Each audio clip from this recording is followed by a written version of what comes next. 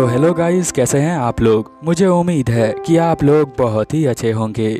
जागन और नेफिया के एपिसोड नंबर 5 में आपका स्वागत है।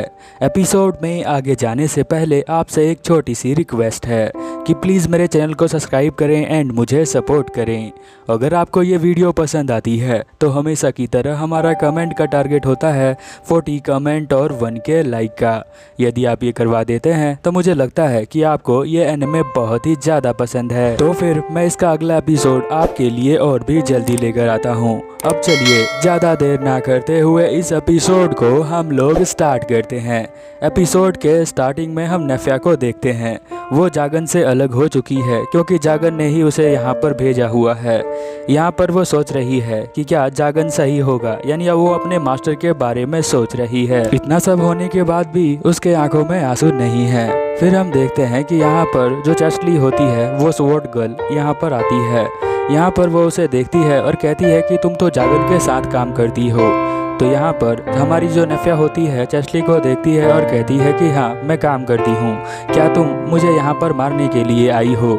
अगर तुम मुझे यहाँ पर मारने के लिए आई हो तो तुम मेरा सर लेकर जा सकती हो काट कर, क्योंकि उस दिन भी तो तुम लोग मुझे मारने के लिए ही आए थे, तो तुम मुझे अब यहाँ मार सकती हो। हम देखते हैं कि गाँव के सभी लोग यहाँ पर नेफिया को जानते हैं और उन्हें लगता है कि चेस्ले यहाँ पर इसलिए आई है क्योंकि वो उसे मारना चाहती है या फिर वो उसे तंग कर रही होती है।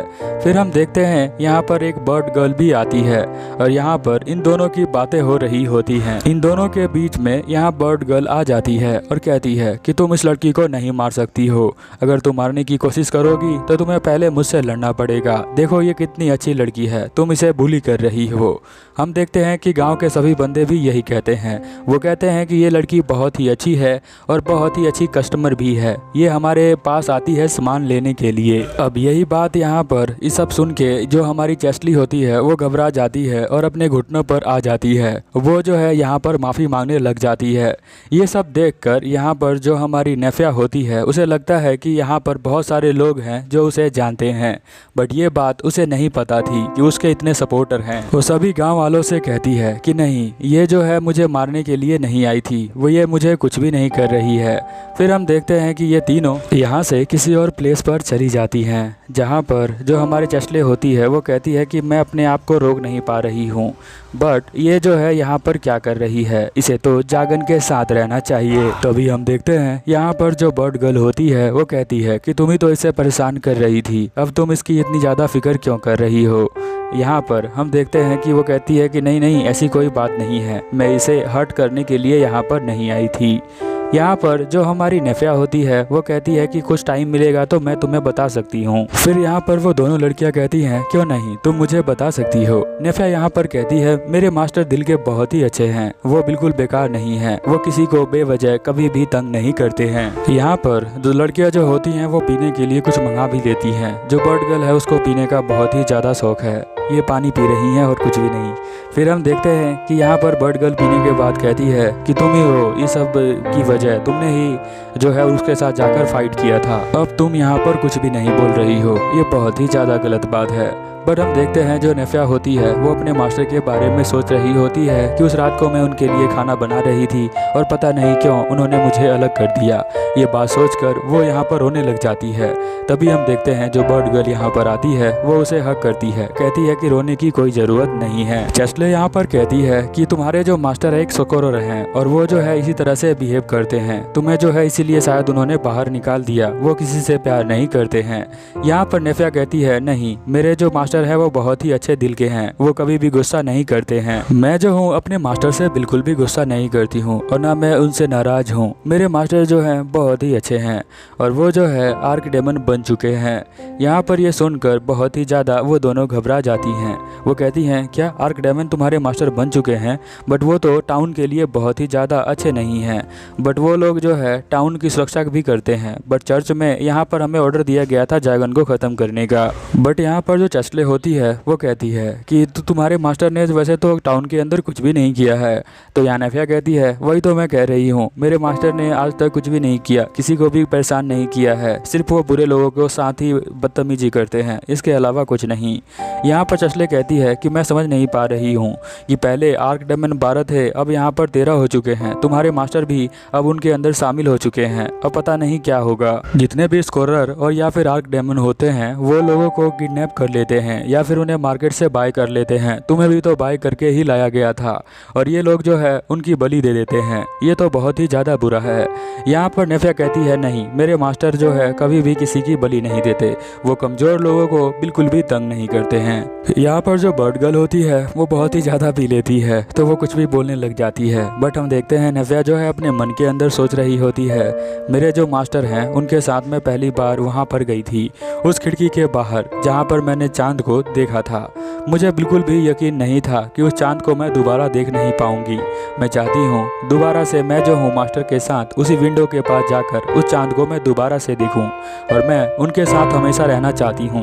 ये सारी बातें वो सोच रही होती है। उसके बाद हम लोग यहाँ पर देखते हैं कि वो जो है बहुत ही ज़्यादा उसके अंदर फीलिंग्स जग जाती हैं, और इसीलिए वो कहती है कि मैं जो हूँ अपने मास्टर के पास जा रही हूँ, मुझे जो है उनके पास जाना ही होगा, मैं जो हूँ बहुत ही ज़्यादा स्ट्रॉन्ग बनूंगी अपने मास्टर की तरह।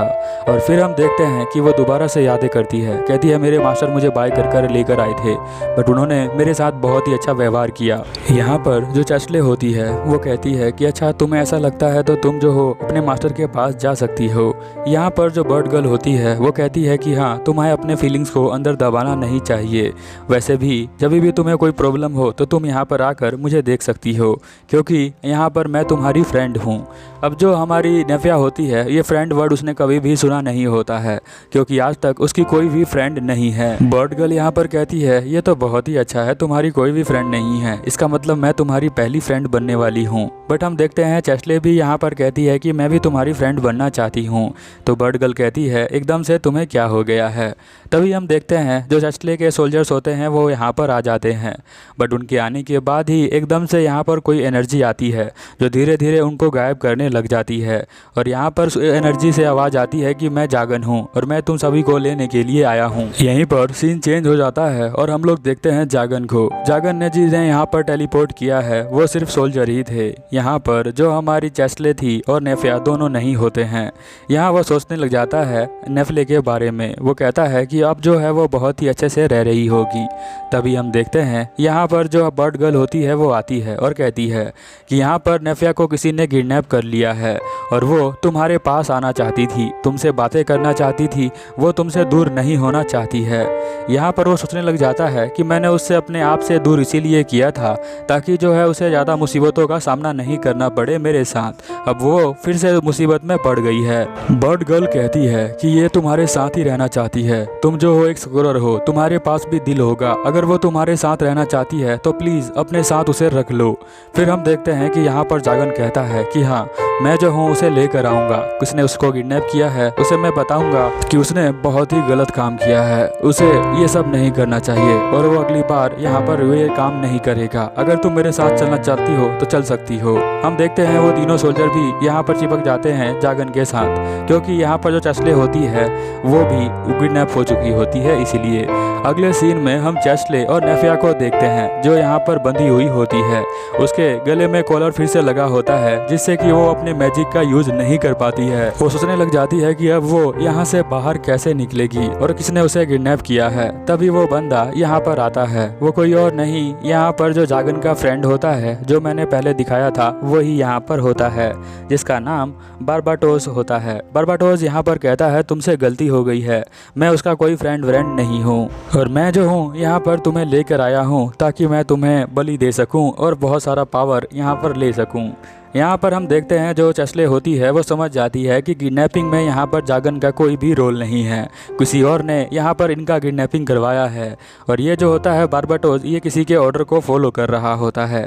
यहाँ पर वो ये भी समझ जाती है कि जिसका वो फेस नहीं था जहाँ पे वो चैसले के ऊपर हमला कर रहा था वो बंदा भी यहाँ पर उसका बार्बाटोस का साथी था। बार्बाटोस यहाँ पर कहता है कि मैं ऐसा इसीलिए कर रहा हूँ ताकि मैं जो हूँ 13वां आर्क डेमन बन सकूँ। आर्क डेमन के बारे में आपको तो तो पता ही होगा।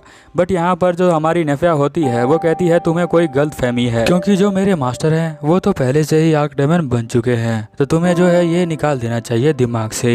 फिर हम देखते हैं कि यहाँ पर वो सोचता है कि वो ये कैसे हो सकता है कि वो जो है 13वां आर्कडेमन बन गया, मुझे बनना था। फिर हम देखते हैं वो गुस्सा होकर यहाँ पर नेफिया को घसीटता हुआ लेकर जा रहा होता है। यहाँ चेस्ली कहती है कि अगर तुम इसको बलि देने लेके जा रहे हो तो उससे पहले तुम मुझे ले जा सकते हो। तो यहाँ पर बार्बाटोस कहता है कि नहीं, मुझे जो है सबसे अच्छी लड़की चाहिए, जो कि यहाँ पर नेफिया है, तुम नहीं हो। हम देखते हैं कि यहाँ पर वो सोच रही होती है, जो नेफिया होती है, कि मास्टर मेरे साथ ही रहना चाहते हैं, तो मास्टर मुझे यहाँ सेव करने जरूर आएंगे, और मास्टर के आने से पहले अगर मैं मर गई तो बहुत ही बुरा होगा, इसीलिए मैं ट्राई करूँगी। और वो जो है यहाँ पर अपने आप को खींचती है और रोकती है। बट हम देखते हैं कि यहाँ पर जो बार्बाटोस होता है वो कहता है कि तुम एक नौकरानी हो, यानी कि स्लेव हो। अगर एपिसोड देखते देखते अगर आप यहाँ तक पहुँच गए हैं तो आपसे एक छोटी सी रिक्वेस्ट है कि प्लीज़ मेरे चैनल को सब्सक्राइब कर लें और मुझे सपोर्ट करें इसी तरह की वीडियो को देखने के लिए। मिलते हैं अगले एपिसोड में, तब तक के लिए ओवर एंड आउट।